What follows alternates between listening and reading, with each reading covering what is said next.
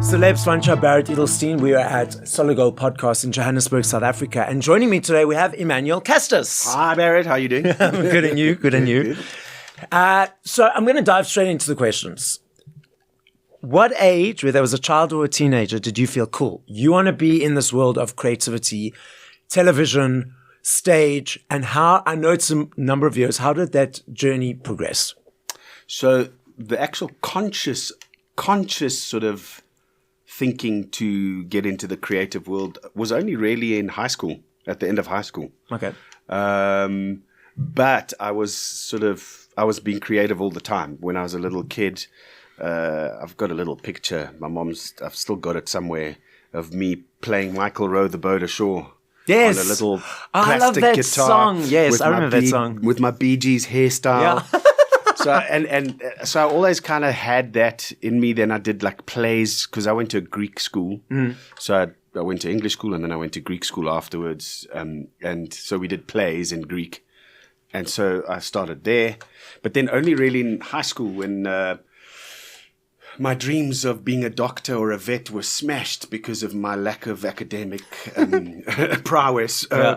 A teacher, I started getting involved in, because I was a sportsman for a while, and then I started getting involved in plays in high school again. And one of my teachers who was doing drama and film at Wits as part of his degree said, no, you need to go to drama school. And so that's when it actually just clicked. And I was like, okay, cool. Maybe there's something there. And that's really when it happened. Yeah.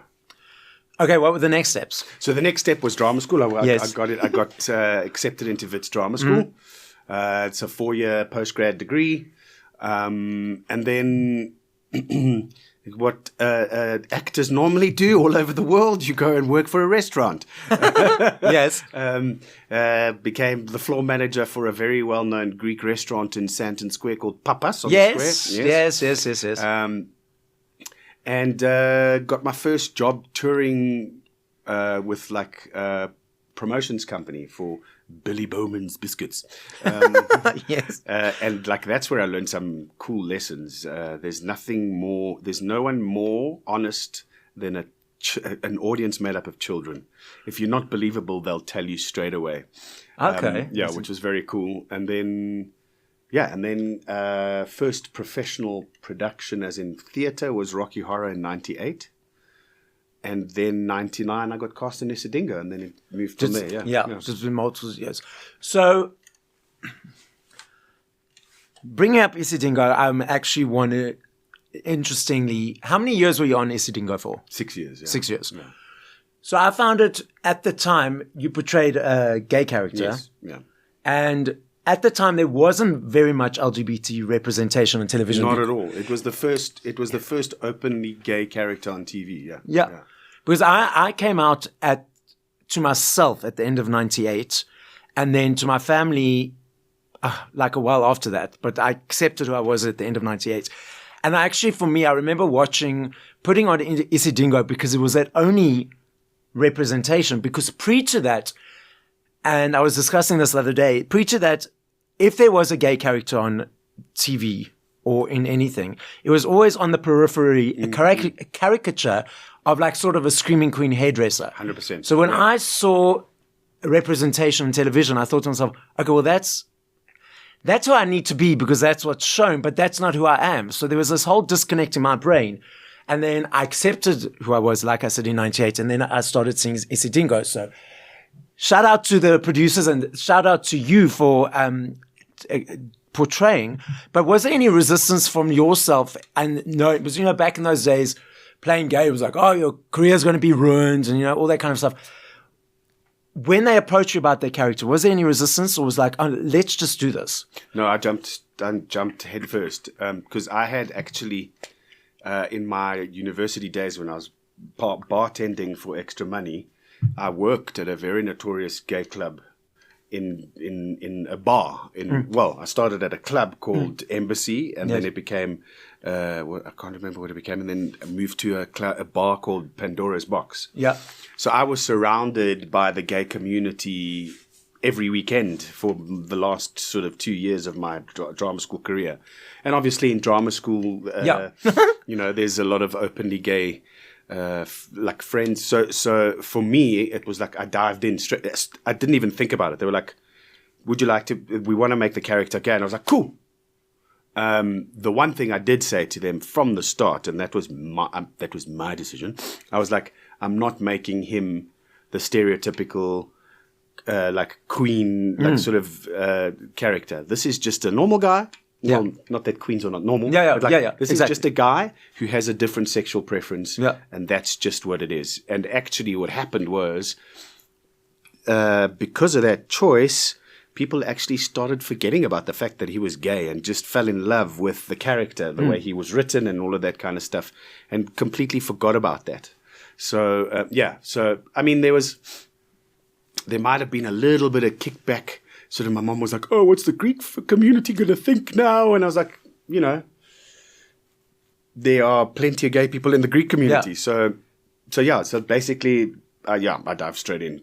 The funny thing, though, the interesting thing is that I often came across was people would ask me, "What's it like playing a gay character?" And I'm like, "What? What kind of question is that? It's just a character who has a different sexual preference." The question should probably be, if I was playing someone like Jeffrey Dahmer, what's it like playing a freaking serial murderer? Yeah. So that's pretty much. There any? Did your character start off gay straight away, or did he come out? No, he came out. So there was a whole story on his coming out, and the character was Greek as well. So and kickback from his family and. What happened was he was a musician, and he got involved with Dusty. Yes. Who was played by Milan Murray at the time. And they had a relationship, and in the relationship with her, he realized, hold on, no, I'm gay. And then there was we actually had the Gay and Lesbian Society come on set when we were filming those particular scenes of him sort of phoning his mother so there was a whole process. I guess it was kind of helping people, because Isidingo was very cool that way. It was very sort of didactic. It kind of taught life lessons. Yes. So we kind of did the process so people who were out there struggling with it could maybe relate and have some help. Yeah. I mean, there were lots of diverse and interesting characters and storylines. Was there, when your character came out, was there any, obviously there wasn't social media at the time, but were there any, letters from the audience, or not really? We used to get fan mail, but I don't remember any. To be honest, it was a long time ago, right? It's almost 20 years ago. And the character coming out was a little more. We got fan mail. I don't know. Nothing actually stuck in my mind. My mind that was any negative. We actually got quite a bit of positive stuff. Even the Gay and Lesbian Society, they were like, "Wow, thank you so much for taking care with the story and doing it the way you have." So, it was cool. I mean, odd people in the streets kind of like, why are you messing with Dusty, eh? What are you doing in the line at a golf course, And I'm like, it's a story, right? A lot. I've heard that with... I'm a soap fan. I've always been a soap fan. And I've read, which now no longer, I used to have a subscription to Soap Opera Digest, which has come from America, and it's now from November last year, only digital, which was very upset about. Anyway, so a lot of those actors talk about that when the fans see them, because they're in their home every day, they see them as a character, not as who they are. Yeah. So there's another interesting that's been happening with acting lately, which I'd like your opinion on. It's a bit controversial. So there's been this thing lately where, now, as I already mentioned, I'm part of the LGBT, I'm also Jewish, but there's this latest thing like Bradley Cooper played Leonard Bernstein, and there was this uproar, oh, he's not Jewish, so he can't play Jewish. He's not gay, so he can't play gay. Straight people, there's this whole woke thing of if you're not this means you can't play that. What are your, having been a straight person who played gay, and now these whole discussions coming up, what are your observations or thoughts around it? I know it is a bit controversial. So it is. It's not easy, right? It's I can understand where it comes from. I mean, I just recently played a Jewish guy in a film, right? Yes. And I'm Greek, but and I can kind of understand where it comes from. in the sense that you want representation, right? But in my mind, that representation has been around forever. Jewish people have been playing Italians. Yes. Italians have been playing like I don't see why the person's culture and sort of religion should affect the character they're playing. It's a character they're playing, right? Yes. It's a character they're portraying. So whether you're an Italian playing a Jew shouldn't affect what the character is, right? But there's still representation There's still by representation the character of that culture, Whatever, or exactly. of the LGBT. Yeah. If I'm playing a gay person, I'm still representing a gay person. Yes. Why should I have to be gay to play that character? Yeah. Because there are gay people who play straight people. Yeah. There's plenty. So it's a tough one. I can understand it, and I think there is actually some organizations. I won't mention a name, but producing like sort of platforms that are almost kind of making it like a thing for. I can't speak English right now. Like for example, they're pushing the fact that the character, where's your background? I'm Greek. Okay, no, then we'll make your character Greek. We want people of that culture portraying the character has to the actors have to come from that culture. And I'm like, okay, cool, but why? Yeah, it's not because, if you look at what the definition of acting is, it's portraying a character. It's not portraying who you are. It's portraying something. Exactly. So I mean, if you look at The Merchant of Venice, Shylock has been played by like some of the most amazing performance. The latest, biggest performance of The Merchant of Venice was Al Pacino. Yeah. He's Italian. He's playing a Jew in a Shakespeare play. Yeah. It's like kind of, it doesn't change the fact that he's brilliant at the part, So, yeah. I mean, for me, like having experienced not seeing representation when I was struggling at the time, for me it was, I'd want to see the representation. I don't care who, what, or how it's been portrayed, as long as there is that visual representation. 100%. Yeah. So yes, there is that whole thing of like, in Hollywood at the time, and especially in the various out there scene careers, that like, if you were known to be gay, that means that people wouldn't go and see the movie because the studio would lose money. And if you're a singer, don't be openly gay because then you'll lose the female fans. So I understand that there were always that repression. Yeah. So there's so many sides to the discussion. So it's interesting to always have this debate. Yeah, and also like another point, like sort of if what happens if there's a specific character in a movie that you're trying to cast, and there's absolutely no one. Let's say, for example, I keep referring to the Jewish characters, but like, because I've just recently played one. But let's say, for example, there's a character of Italian descent, right? Yeah. And there isn't an Italian actor in this country who's good enough for the role. But in walks an Afrikaner, and plays the role like brilliantly and is perfect for the character and for the part. What do you do now? You don't cast him to actually, because the whole point is to make your movie good, right? So you don't cast him because he's not Italian. So you cast the Italian person who's not necessarily... He's not going to be necessarily good enough. So there's so many angles and interesting... I enjoy having this discussion. Now, what do you enjoy about being in front of the camera? Wow. It's the whole thing, like making a film or a TV series or that kind of thing. It takes a village to bring up a child. It takes a village to make a film. There's like, it's everything about it. The process leading up to the filming, if you're if you're at all involved with the writing process, that's great. But as an actor, for example, it's just amazing that I love the subtlety of film and of television, in the performance, because someone I can't remember who it is. Someone was telling me about. I was working with Daryl Ruitt in a film that's just come out, actually, a film called Greytown Girl. It came out on the 13th of September. And he was mentioning he'd worked with a reasonably well-known actor from America who came here, and he brought his acting coach, and the acting coach came to Daryl after they finished doing the movie and said, "Thank you so much for helping my actor do nothing." Okay. So, like, it's about that. It's about doing, mastering the art of doing nothing in front of a camera. Yes.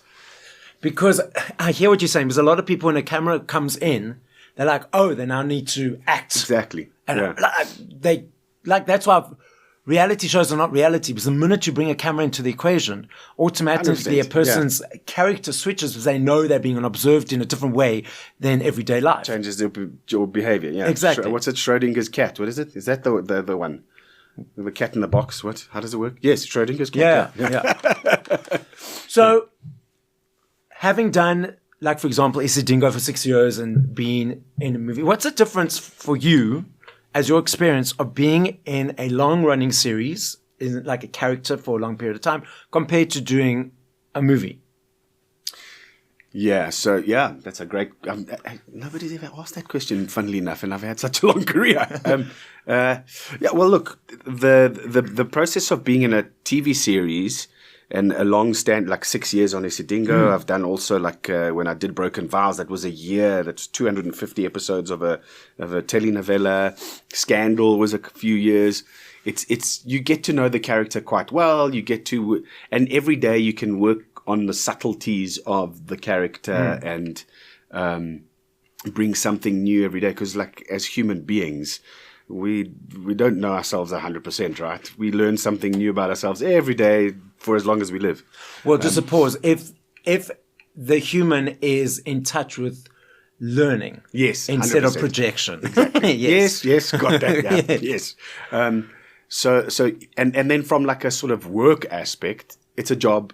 You're going to the office every day. You're doing your job. You and like a story arc changes and is like sort of your character will sort of disappear into a backline or story arc. Yes. Then they'll disappear into then they'll come into main story arc.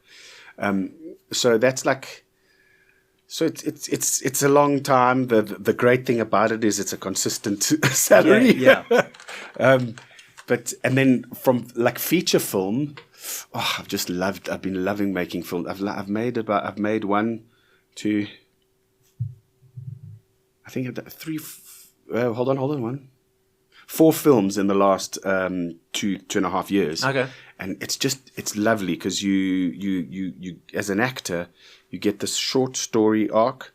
You work your story arc through the script from beginning to end, and you know exactly what you're doing, and you work on the nuances, and you, depending on who you're working with as well, and it's like a great sort of, everybody's there to make the project work in whatever time you have, and there's like I find sometimes like on film sets with film.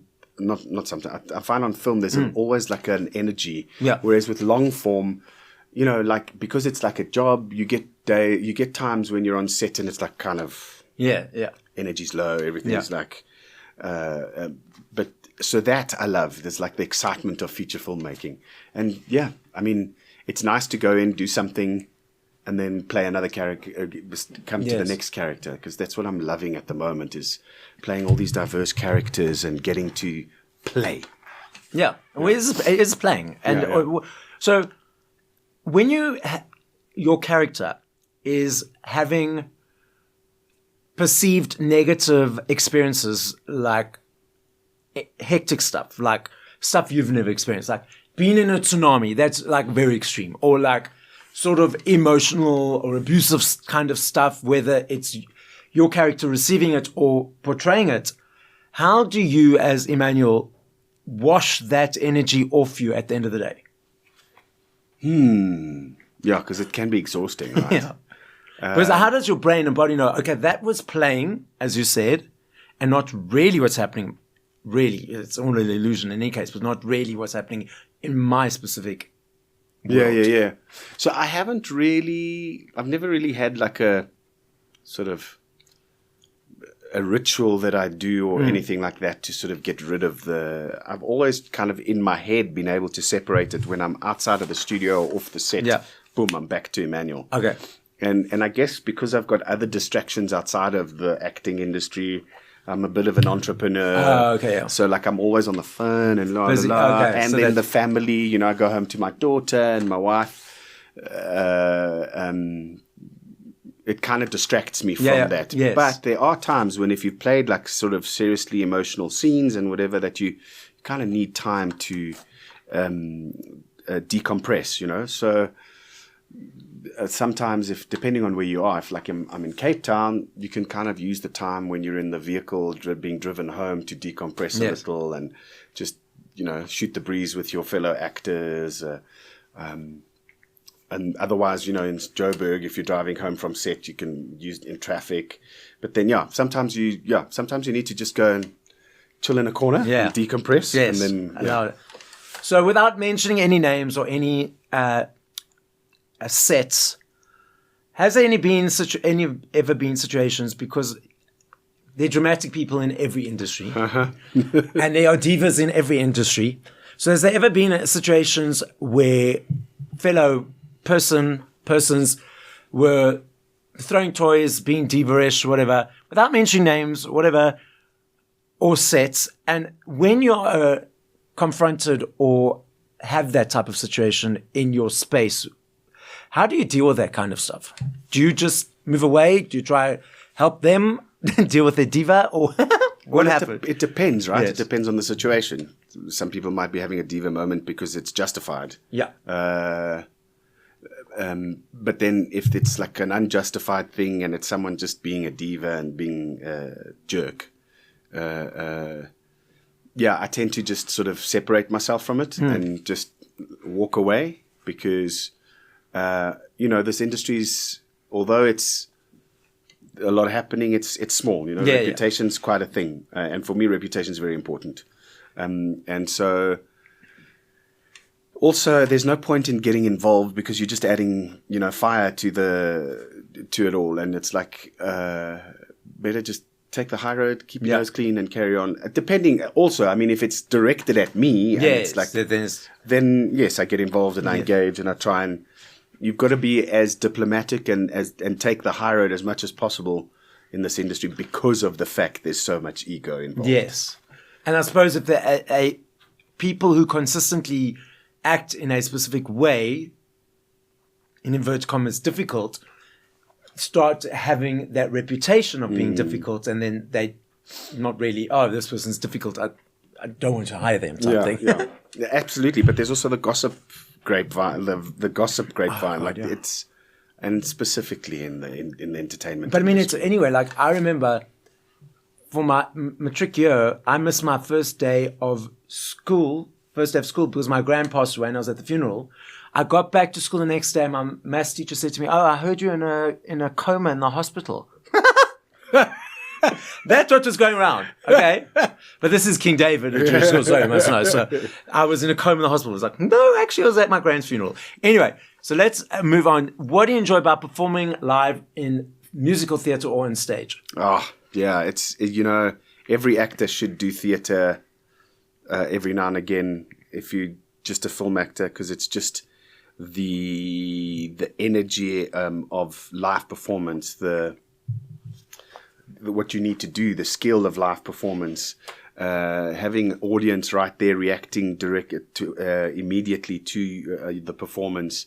And it's not about that, right? You're there to deliver a story to the audience. You're not necessarily there to get a reaction out of them. And the story hopefully does that. But yeah, just that it keeps you on your toes as a performer. It's like great sort of training, great kind of brushing up on your art, on your skill, on your craft. I mean, it's very different to film. But just as exciting for me. It's great. It's like amazing to walk out onto a stage and sing a song that everybody knows, like in Mamma Mia. Yes. And they go nuts. You've got like 1,800 people going nuts. It's great. It's fantastic. Would you say that stage sharpens a performer's skills because it's one take live and on the spot compared 100%. To the movies and that, let's do another take? Yeah, 100%. Okay. And you know, with theatre, like with film, you can cut and do a take with a different sort of intention. Yeah. With theatre, you go in and you're discovering something every night, right? So you play a moment on stage and, well, that didn't work. Let's try something different tomorrow night. So you, and I love that. It's like having to be on your toes and having to work, and anything can happen in live, you know? Yes. Someone can dry up in front of you without the line. So it also gets your improv skills going. Yeah. So when you say that didn't work, is it a perceptual thing of you thinking, cool, well, that didn't work for me? How do you know something doesn't work? Because the audience isn't completely unaware. Yeah. I mean, yeah. I guess it's a feeling between you and your acting partner, you know, like you kind of, because it's a give and take situation on stage or on camera, but like, it's a give and take. So, you know, like, that the intention doesn't quite work with that line. You might have thrown the actor opposite you. Yeah. But, it's just a feeling. It's a feeling mainly. It's like, okay, cool. Okay. Let's try it differently tomorrow. Yeah. And is that a conversation with yourself or with the other actors? It could be depends situation. It depends on the situation. You could have the director coming and going, listen, and I'm like, and you're like, yes, I know, sorry, or thank you for letting me know. Yeah. Yeah. So the audience comes to maybe see 1 or 2 shows, but for example, you were on Mamma Mia earlier on this year, 8 shows a week, 7 shows a week, every night, maybe one day off, on the weekend there's matinees and that. How, for you personally, do you maintain your energy, wellness, health, mind, body, all those things to maintain being in a show like that? Because a lot of people in the audiences don't realize that, I'm going to one show, fabulous. They don't realize the hard work, because not only that, it's also the rehearsals. 100%. So how do you as a person maintain your energies for that period of time? So it's really important to keep yourself healthy, and you know, it sounds like very practical this, but it's exactly what it is. You have to get the right amount of sleep. You have to stay healthy. You have to all that kind of stuff. And mentally, you just have to decompress. So you know, a lot of the time, the show will go down at about 10 o'clock at night, 10:30. It started at 8, so it'll go down at 10:30. You get home. Can't just go straight to sleep, you know. You've got to sort of because you hype, hype, and so you know, I take the time to just. Sometimes I just sit on the couch and do nothing, or read something, or just to sort of decompress and be able to go back to go to sleep, and then and start the cycle again. It's hard work. You've got to stay fit. You've got to stay, you know, your voice. You've got to keep your voice well, when you're in a show like that every night, you're working your voice. So, but you've got to keep it healthy. Yeah. So it's all about. It's a lot of stuff, you know. A lot of pieces of the puzzle for not only for the show but for yourself to maintain that show. Yeah, it's hard work. It's not easy doing musicals. Like anybody who does musicals all the time, it's amazing. So you referenced Rocky Horror Show. You know, you're discussing Mamma Mia, and you did Jersey Boys. So 3 shows that are on your bucket list that you have yet to perform in, or characters of shows that you would still like to perform in on a musical or theatre in any way. I'm too old for them now. No, there's no such. We're throwing away age. My ultimate dream was always Tony Manero in Saturday Night Fever.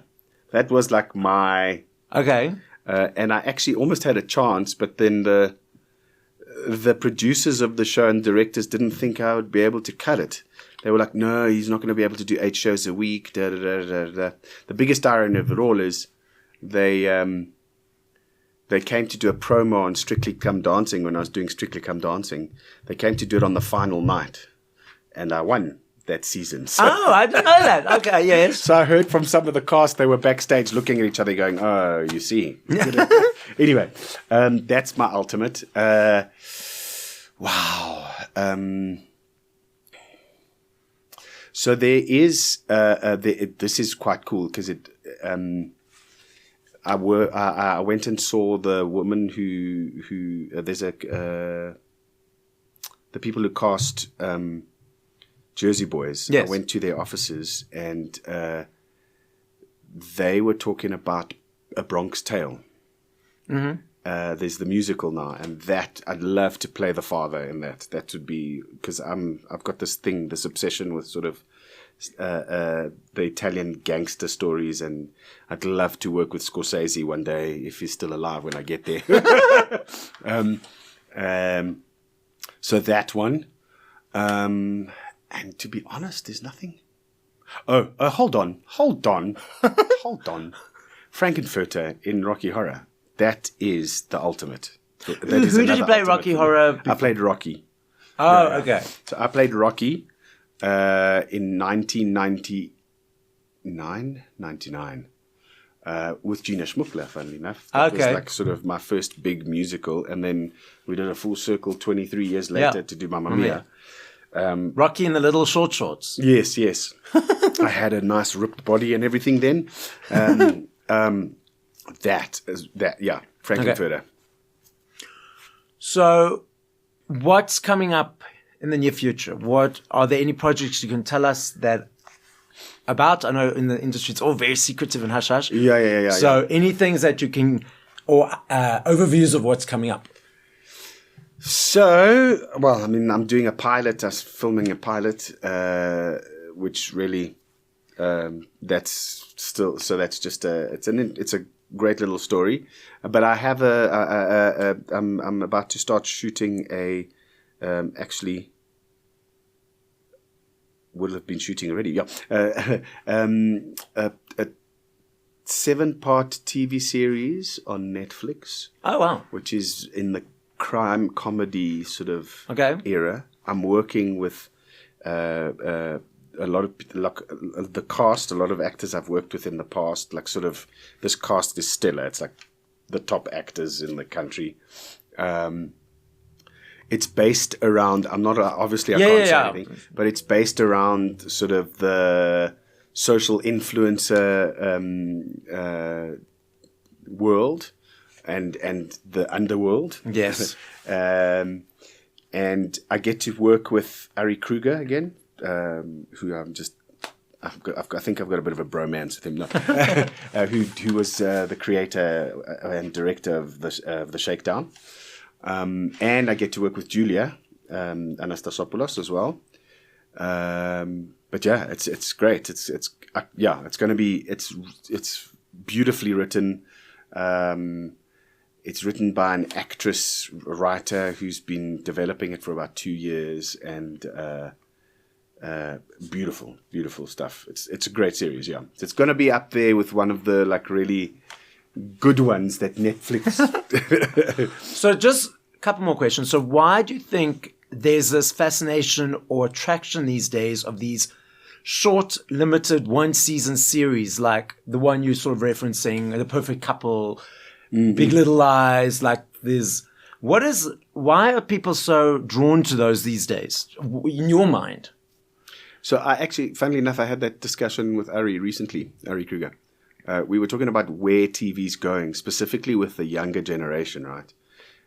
And it's been sort of documented and like sort of that the younger generation now are far more interested in going home and watching TikTok than watching a TV series. Yeah.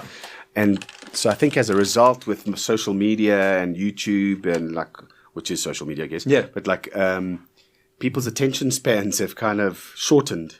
And so... Not kind of. They have, yeah, exactly. They have. So I think these one-seasoned, shorter series are really where it's at because you grab someone's attention span for a while and then if you go too long, you're going to lose it. Yeah. And I think that's where it's at. And that's why I think... Although cinemas in general, like the theaters, are not kind of doing well, I think feature films are going to start doing much better on the platforms because of the fact that it's an hour and a half. Boom, thanks very much, cheers. So we're going to have to find a way to grip the younger audiences much better. Who knows, we might have to go into making 5-minute TikTok movies. No comment. So, Emmanuel, the podcast is listened to throughout the world. As a final message, what would you like to say? As a final message? Yes. Wow. I don't know. I've never, you know what, I was actually thinking about that when I was on my way here, and a lot of the time people ask, what advice would you give to a young actor who's got passionate about, and this is something that's kind of stuck in my mind because I've recently, I read it somewhere, or I saw it on social media, about passion and about being passionate about something. And it was quite interesting. It's like the antithesis of what people normally say. People normally say, if it's your passion, you've got to go for it. You've just stick to it, and you've got to. But somebody quoted, they were like, it's all good and well to be passionate about something, but you've got to be good at it as well. So if you're not good at it, you're wasting time. You know, I could be like a passionate golfer, but I'm not on the PGA, right? I could be very passionate. So for me, I think it's like, if you're passionate about something, make sure you're really good at it. And if you are good at it, get better at it and stick to it, especially like something like acting, for example, because now I'm deciding to go into producing as well. It's a long game. It's not a short game. Yeah. So you get better with age, you get better with experience. And I'm only really doing some of my better work now that I'm older. So if you're really passionate about this industry and about being an entertainer and an actor and a performer, but anything you do, you've got to stick to it. You've got to stick to it, and you've got to put in the work and make sure that you're actually good at it. And get someone to... there's a surgeon, actually, who was talking, who did some... Am I waffling on about this? No, it's okay. Someone was talking about how it was a TED talk. He was a surgeon, and he was talking about how he wasn't sure what he was like as a surgeon. So he got another surgeon to come and watch him and give him notes on an operation. And he says he was amazed at how much better he got after that. Yes. So find people who are honest with you, who can be honest with you, and who you can, you can trust to give you that information to make you better. Yeah. So guys, as Emmanuel says, follow your passion, find out if you're good at it. So go within and ask others to give you that experience and knowledge, and then reach for the stars with consistency and experience. This is Celeb Savant, signing out.